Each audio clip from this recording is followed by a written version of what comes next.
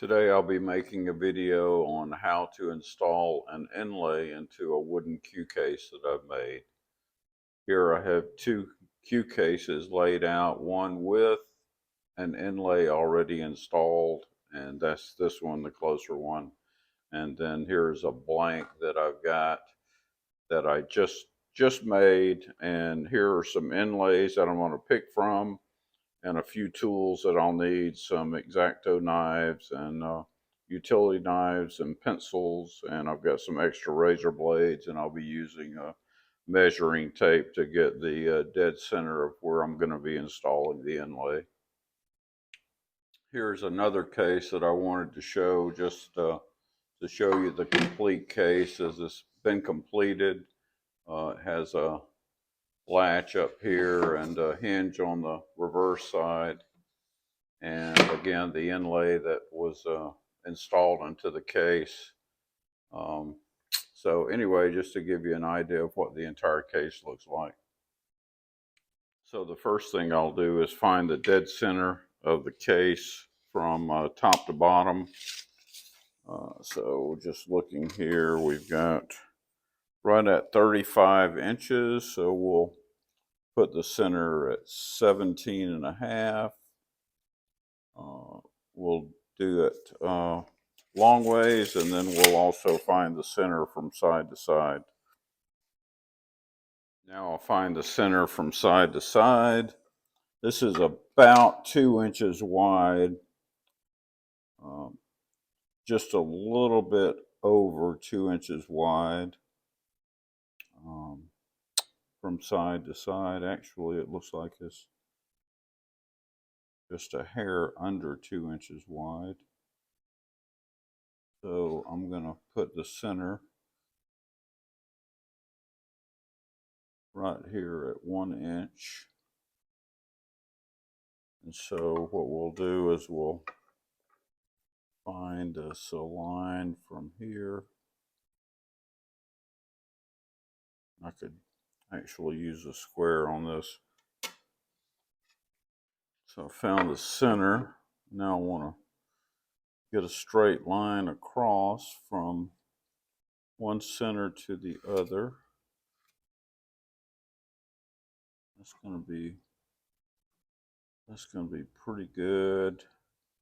And I'll also be trimming off both ends to get the exact length of the cue case, so I can make sure it's centered at that time also. Okay, I'm not sure if you can see the two lines I've drawn. I've drawn a line this way and a line this way, and that way when I place the inlay on the case, I'll be able to look at the center coming out on this side, and also on the top and bottom, because I'm going to trim this excess area off of the outside of the inlay. So what I would normally do is take a pair of scissors and trim off the outside of the inlay all the way around to get a smooth edge, and so it'll also fit on the case. For this one, I'm going to use this inlay. It's actually got a little piece that's been knocked out of it here. A little piece of the wood itself has been broken off, so I'm going to trim this little darker outer edge off, and I believe that will fit well into this case with the color that it is. So I'm going to do that. Let's see.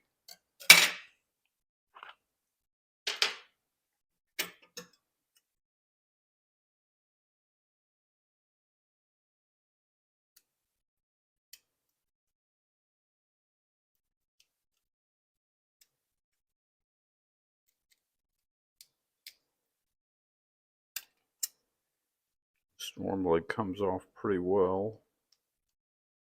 You see it kind of just comes off.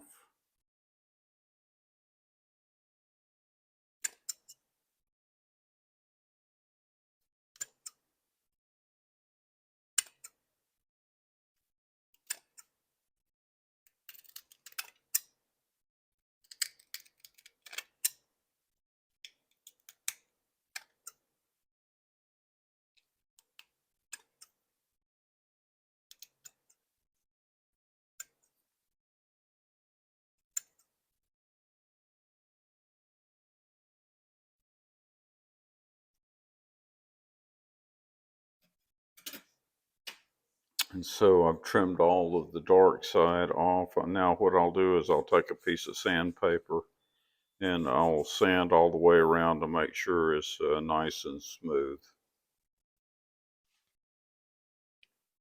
So here I have a piece of used 80 grit sandpaper, and I'll just take it and just kind of smooth off the edge real well here. It's really just got some paper that that I'm sanding away. The edges are pretty smooth already.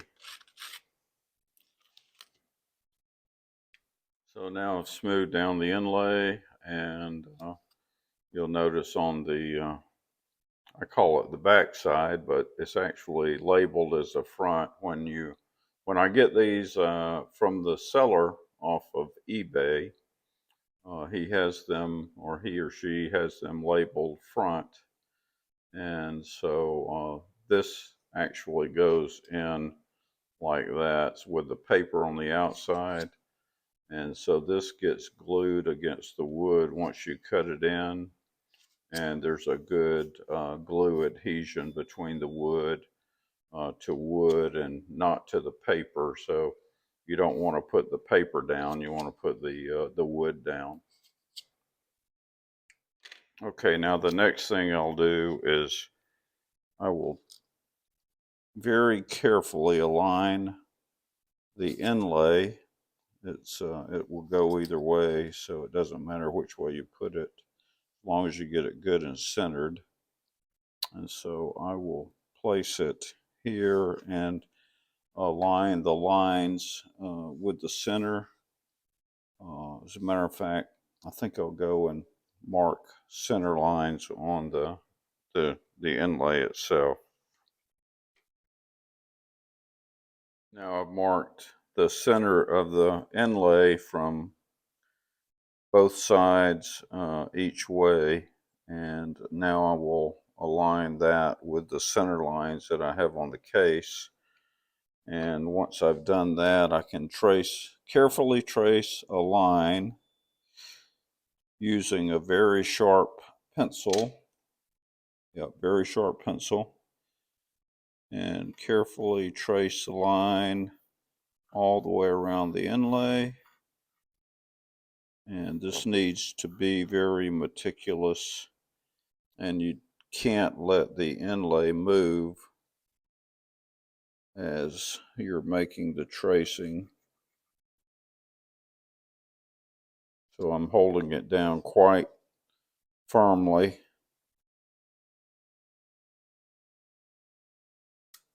so it does not move.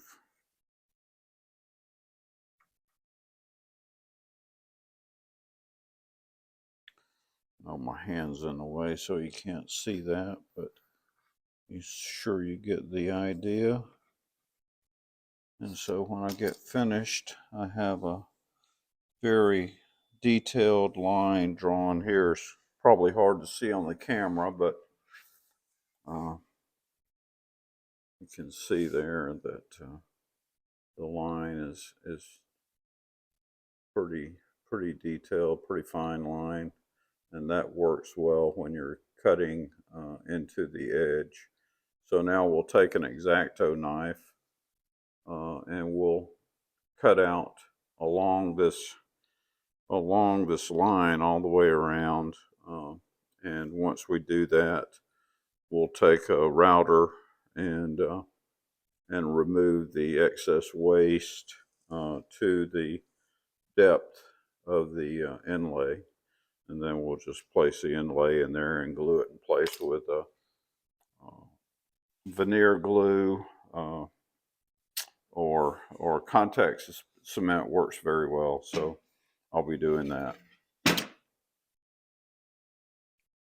So I'm not going to show doing this, but I'll essentially be taking this knife and cutting right along the inside edge of this pencil line, because that's the edge exactly where the inlay should go in. And I'm not going to show you that on camera all the way, but I'll show you when I I get finished, and you just have to go slow and be very careful as you're cutting it. So now you can see that I've made the initial cut on tracing the edge, and you just go real lightly when you first start, and then you make several passes to get it deep enough for the router. So you'll actually want to go a little bit deeper than the router is gonna, than you have the router bit set. So I'll be showing you that in just a moment. Okay, so that's about as deep as I'm going to cut it by hand. And so now I'll take a router and I'll show you the depth of the router, and we'll cut this out. So here I have my router. I've set the bit. You can see it is just barely lower than the base itself. So it's only going to be cutting out maybe a 1/16 of an inch deep. And to help me out here, I'm going to hold a flashlight and do the cutting inside the oval. And I've done this before and it seems to work out pretty well. So I'll start the router up.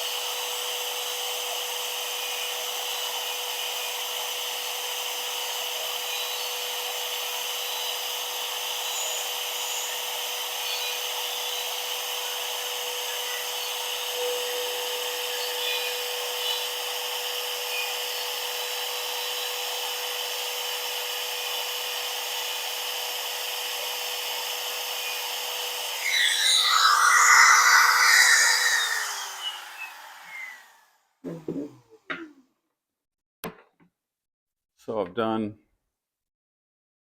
kind of half of it. I'm going to flip it over now. It makes it easier for me to get at, and I'll do this side, and then I'll trim it out with by hand with an X-Acto knife. So I'm going to finish that up, and I'll show you when I finish what it looks like.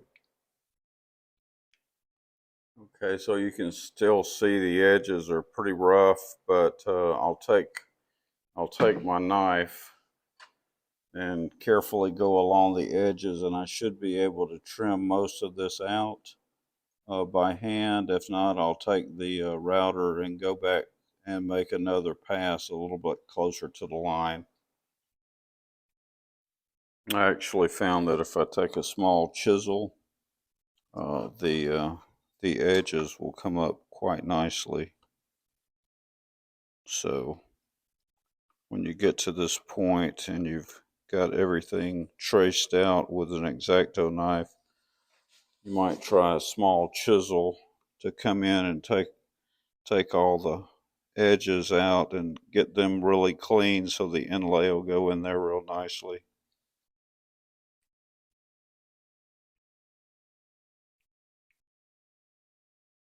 Okay, so I've kind of cleaned up the edges now, and I have not even tried the fit. So let's see how the inlay fits. Normally have to do some minor trimming. Looks like there might be just a little bit of a trimming that needs to come in over here, but other than that, it looks really good. So I'm going to trim right up in here a little bit, see if I can get it to fit down in there snug, and then we'll glue it in place.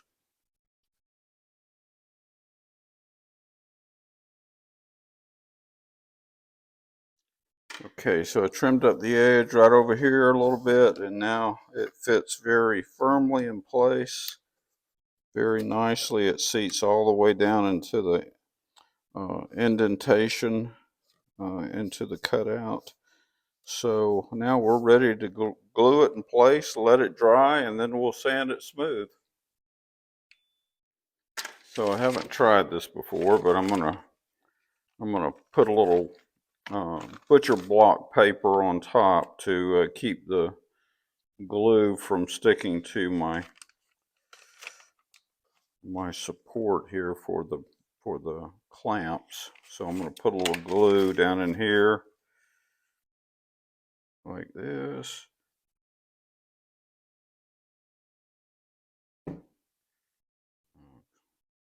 Make sure that's good and covered. I'm going to put the inlay in, make sure it's good and saturated. I've got me a little damp cloth here. I always have me a little damp cloth when I'm gluing up to wipe off the excess. So got all that in there. And so now I'll put this on here, make sure I got it covered well. And I'll just take a wood clamp or two.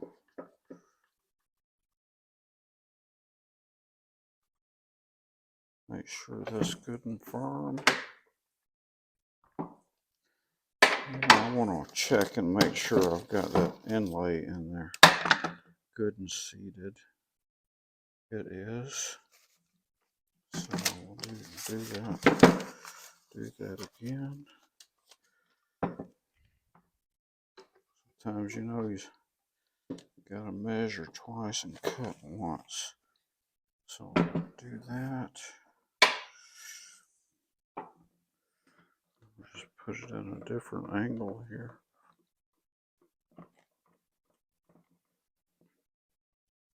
Do that. Snug those up nice and tightly.